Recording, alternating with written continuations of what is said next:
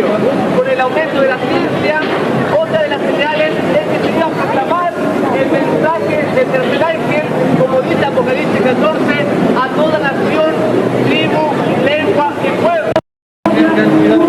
De la tierra también quiere decir algo. Y tenía dos cuernos semejantes a los de un cordero, pero hablaba como dragón.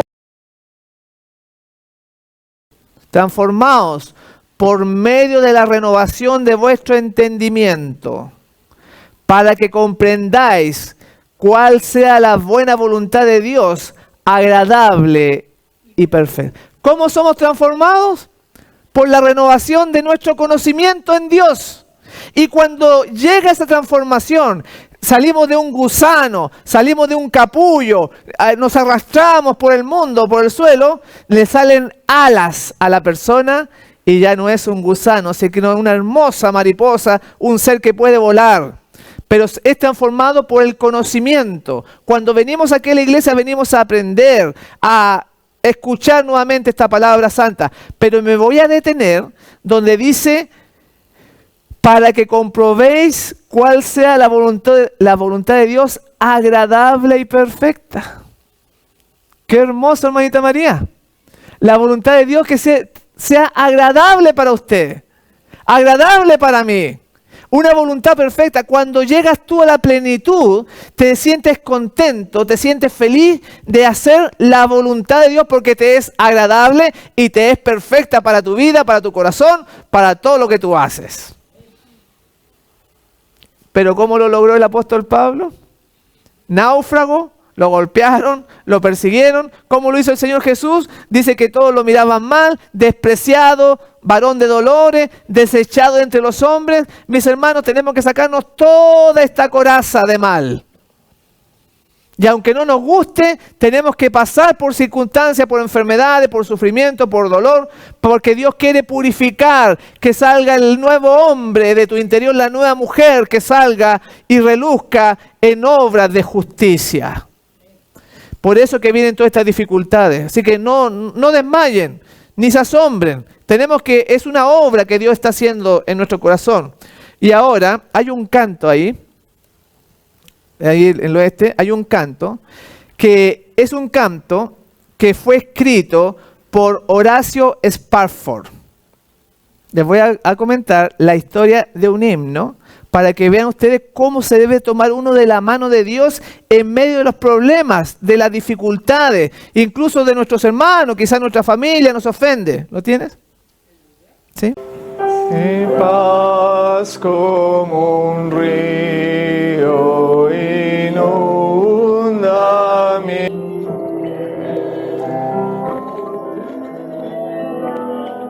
azota mi fe, no importa mi suerte, seguro estaré. Dejemos hasta ahí. ¿Se acuerdan de ese himno? Sí. Tomen asientito, por favor. ¿Se dan cuenta que dice tengo paz, confío en Dios? ¿Saben la historia de este varón que escribió este himno? Colócate las diapositivas, por favor. Ahí ustedes van a entender cómo estos cantos que nosotros tenemos en los himnarios, las historias que hay detrás y cómo fueron escritas. Ese varón que ustedes ven ahí tiene una familia, él se llama Horacio. Tiene una familia que lo pueden ver ahí, con su esposa, con 5 hijos, 4 hijas y un varón, dale. Y resulta que se murió uno de sus hijos. Le dio una enfermedad y ahí ya les vino la tragedia. Avanza, por favor. Después de eso, tuvo un incendio en Chicago, porque vivían en Chicago con su esposa, Ana. Y en octubre del año 1871, él era abogado, se le quemaron todas las propiedades y su empresa se vino abajo porque se le quemaron los papeles y todo. Ahí está, un gran incendio. O sea, primeramente perdió un hijo y ahora quedó prácticamente en la ruina. Pónganse ustedes en ese lugar, sigue. Y ahí está con su esposa, están tristes, dale. Y en el año 1873, sigue por favor.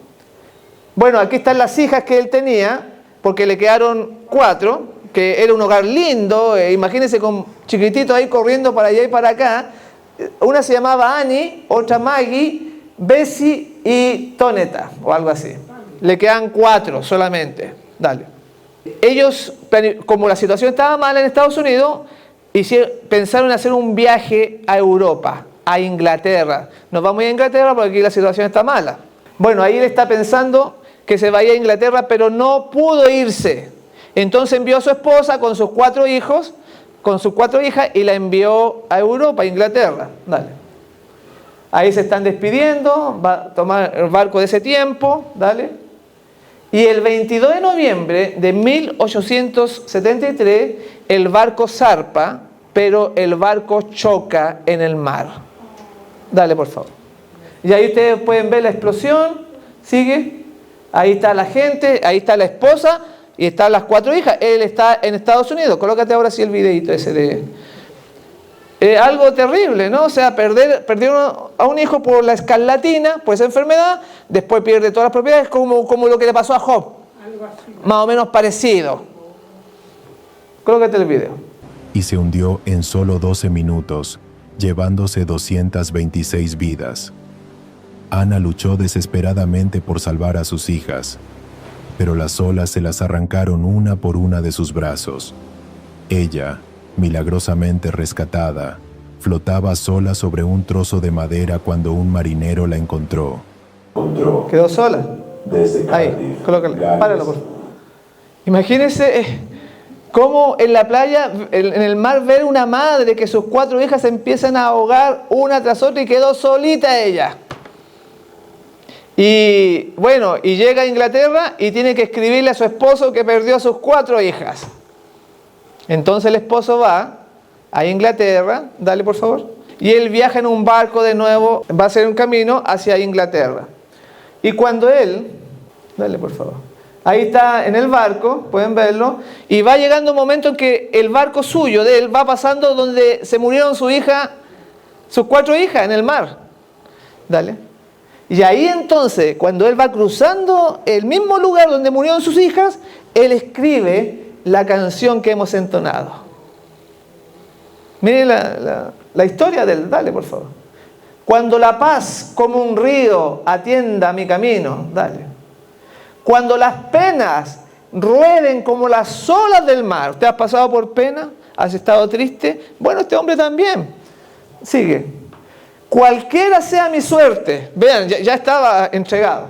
Cualquiera sea mi suerte, me has enseñado a decir... Está bien con mi alma. Tenía paz. Dale. Y ahí él escribió ese himno que nosotros hemos cantado. Entonces, en los momentos difíciles, mis hermanos, es cuando debemos tomarnos de la mano de Dios. Él quita la carga. Él te da ánimo. Él te da fuerza si estás sufriendo, estás enfermo, no tienes dinero, tanta cosa. Sigue. Bueno, él llegó allá a Inglaterra y gracias a Dios pudo tener 3 hijos más. El Señor le devolvió y le regaló, me parece que eran 2 niñas y un niño, pero igual claro que el sufrimiento de haber perdido a los 5, pero igual el Señor le ayudó. Dale. Y entonces conoció a este predicador que es Moody, que es un famoso predicador de ese tiempo. Dale. Y él le habló acerca de Juan 16:33, que dice: en el mundo tendréis aflicción, pero confía. ¿Qué recién dijimos? La fe, confiar. Yo he vencido al mundo. Entonces, si estás solo, sufriendo, estás triste, dice acá: yo he vencido al mundo. Tendréis aflicción, como vimos recién, van a venir una ruina nacional, Pablo lo azotaron, Jesús sufrió. Eso es normal si tú te quieres ir al cielo. Dale, por favor. Y ahí entonces él empezó a acompañar la esposa y él al predicador que está ahí, Moody. Sí. Y ahí escuchaban las predicaciones y su vida fue cambiando, fue siendo distinta. Dale. Y en el año 1881, continúa, se fueron ellos para Israel. Y ahí empezaron a predicar, empezaron a atender a los pobres. Y ahí Dios les quitó la pena, mi hermano. Porque cuando tú te pones a ayudar a alguien, se te saca la depresión. Si tú estás angustiado, triste, ayuda a otro. Y vas a ver cómo vas a estar tú feliz, contento. Pero si te quedas en la casa, te quedas angustiado, no ayudas a nadie, no tienes alegrías. Por eso ven ustedes la alegría que tuvimos el domingo. Las personas que llegaron, los contactos que se hicieron. ¿No nos fuimos contentos para la casa? ¿Ve? Ayuda. Y después nos fuimos ahí a comer, me parece, ¿no? Fuimos a comer al parque, a almorzar al parque. Qué hermoso vivir de esa forma. Te lo estás perdiendo. Y ahí entonces ellos ayudaban. Dale, por favor. Ahí ustedes pueden ver a ella que empezó a cuidar a los niños, a los dolientes, a los que sufren. Sigue. Y ahí él empezó a predicar también. O sea, fueron personas transformadas que cambiaron. Entonces, esta vida no es un mar de rosas, pero Dios tiene grandes alegrías para todos nosotros. Pero lo que quiero mencionar es que a pesar del sufrimiento, porque perderlo todo como Job, este varón, él se mantuvo unido a la mano del Señor. Entonces no te angusties, trata de que no estás sola. Claro, hay dificultades. Nosotros tenemos, mis hermanos, que llegar en nuestro ser a lo más profundo. No basta decir yo creo en Dios, sí, yo fui a la iglesia hoy. Tú tienes que amarlo con todo tu corazón, con toda tu fuerza, para poder pasar estos momentos de tribulación como le pasó a esta persona. Aquí voy a leer Ministerio de Curación, página 485, dice: es una noble obra dominar el propio espíritu bajo la mayor provocación. Si te provocan, tú tienes que mantenerte como Jesús, en la paz.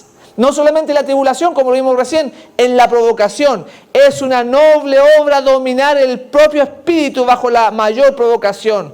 La mansedumbre bajo la prueba y el sufrimiento es una evidencia de verdadera grandeza de alma. ¿Sabe usted lo que es la mansedumbre, hermana Gladys? ¿Qué es lo que es la mansedumbre? Tranquilo, aceptar las cosas que vienen. La mansedumbre es cuando tú te pasan a llevar tus derechos y tú los soportas. Que alguien te trató injustamente, pero tú bajas la cabeza y no reclamas. Y no volver mal por mal. No volver mal por mal. ¿Tú eres así? O cuando te hieren, te enojas y rabeas y te sale el mal genio. Dice aquí, es una noble obra dominar el espíritu bajo la mayor provocación. La mansedumbre es la prueba, mis hermanos. Ser como Jesús. Ahora vean, nosotros guardamos el sábado. Nosotros llevamos años en la iglesia. ¿No debíamos nosotros tener un buen carácter? ¿No debíamos nosotros invitar a la gente con bondad, con ser amoroso, ser paciente con los errores que se cometen? Pero muchas veces, aunque guardamos el sábado, aunque damos el diezmo, somos como este ejemplo que vamos a ver de una predicadora allá en Jerusalén, donde dice, predica. ¿Cómo? Sí, pero vamos a ver otra cosa hoy día. Miren, pero no hagan cuenta que es allá. Pongamos nosotros en ese lugar. ¿Cómo somos pero tan deficientes, a pesar de llevar muchos años? Porque nos falta mirar a Jesús. Nos falta realmente ser manso y humilde de corazón. No que nos enojamos, nos enrabiamos y echamos todo por la borda. Dale, por favor. Vean esta predicadora. Ella está en Jerusalén. Santo, santo, Kadosh, está hablando en hebreo. Y está predicando. ¿Cuántas veces nosotros vamos a predicar? Muchas veces, en la calle. Párala, por favor. Vamos a poner el segundo. Pero cuando esa señorita está predicando allá en Jerusalén, usted sabe que es difícil. ¿Para dónde se fueron recién Stanford? Se fueron a Jerusalén a ayudar a los pobres a predicar. No es lo mismo predicar en Jerusalén. Y ahí se encontró con unos niños. Dale, por favor. El segundo.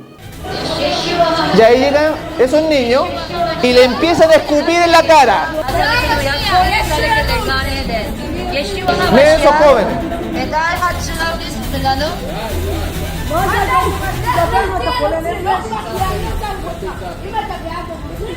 I have a full of spit my face. I have a full of my... It's all spit.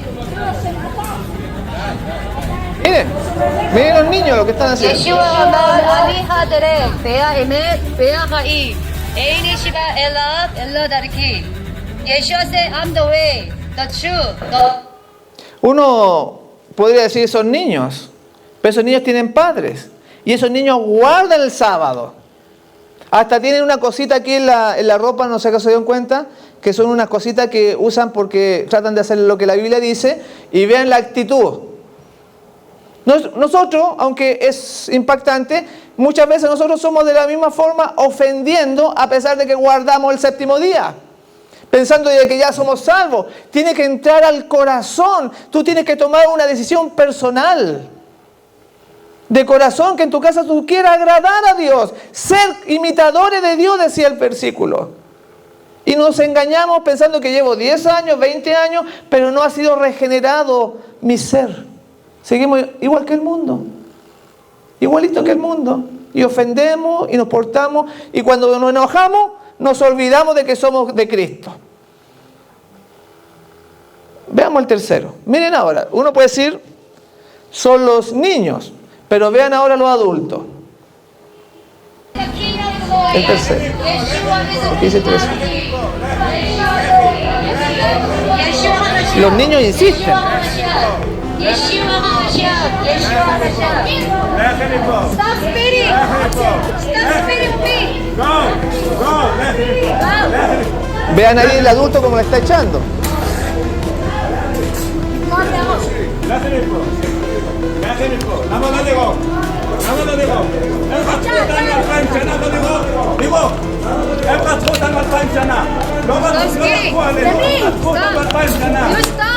Vean.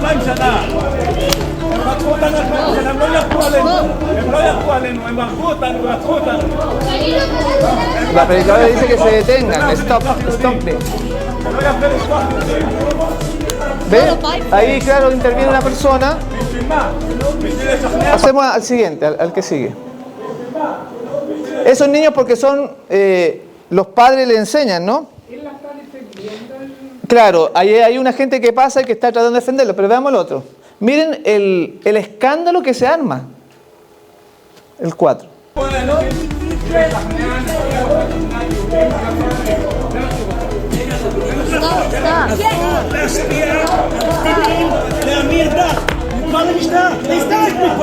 Ahí hay un adulto, miren cómo le celebra.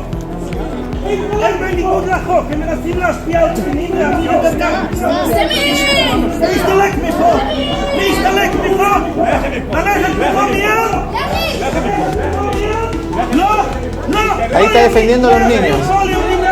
Y ahí este otro caballero viejito está defendiendo a la niña. Miren cómo le tira saliva.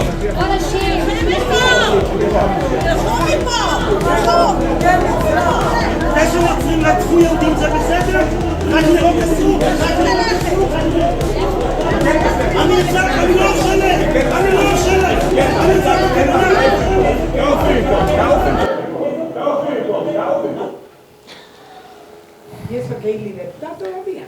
Y hay libertad todavía, pero lo que quiero destacar, mis hermanos, que nosotros podemos ser religiosos.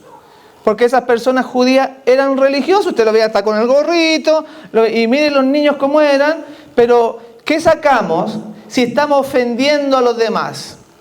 ¿Qué sacamos con profesar, venirnos a sentar acá, si somos malos de corazón en distintas áreas de la vida? ¿Cómo? Dijo que los que están ahí son religiosos, tienen una normativa religiosa y la niña está predicando de otra manera, y eso es lo que ellos más... Claro, ellos están enojados porque decía que Jesús es el Mesías. Y a ellos les cae como bomba en la cara. Pero es la libertad de predicar ella. Y por eso que se ofendieron. El video es más largo, los niños la siguen y se añaden otros jóvenes y hasta patadas le tiran. Y el rabino le pega en la cara. Eso es lo que vimos la otra vez, que pasó un rabino y le pegó en la cara. Entonces, mis hermanos, pero no los veamos a ellos, veamos a nosotros, cómo es nuestra vida. A eso vamos. Mis hermanos, es el propósito de cada sermón, de cada predicación. De ahí ahí se junta todo lo que es nuestra vida religiosa. Si acaso imitamos a Jesús, si acaso amamos a las personas o no las amamos, o nos amamos nosotros mismos. Por eso tenemos que tener mucho cuidado con el mal genio. Y con salirnos del libreto que ya no somos cristianos. Hay un texto que dice, mejor es el que domina su espíritu que el que toma una ciudad. Si tú puedes mantener la calma en la confrontación, si tú puedes reaccionar bien, dependiendo de Dios ante una situación difícil, entonces quiere decir que tú estás avanzando en tu vida espiritual. Pero si de repente estás bien y al rato estás mal, se te metió el diablo, porque eso pasa. Reacciona, así como Pedro se le metió el diablo y entonces deja la grande. No puede ser. ¿Cómo entonces vamos a ganar almas si estamos tratando así a las personas o nos tratamos así entre nosotros? Cada uno tiene que ver. Pero acá dice, el Espíritu de Profecía habla de esa mansedumbre. El más precioso fruto de la santificación es la gracia de la mansedumbre. Si tú te estás santificando, tienes que ser manso y humilde de corazón como era Jesús. ¿Y qué dijimos recién que es lo que es la mansedumbre? A ti te ofenden, tú eres inocente, te tratan mal y así tú no actúas, lo aguantas. No puedes ser dinamita toda tu vida. No puedes ser explosivo, cada vez mal genio, cada vez que algo no resulta.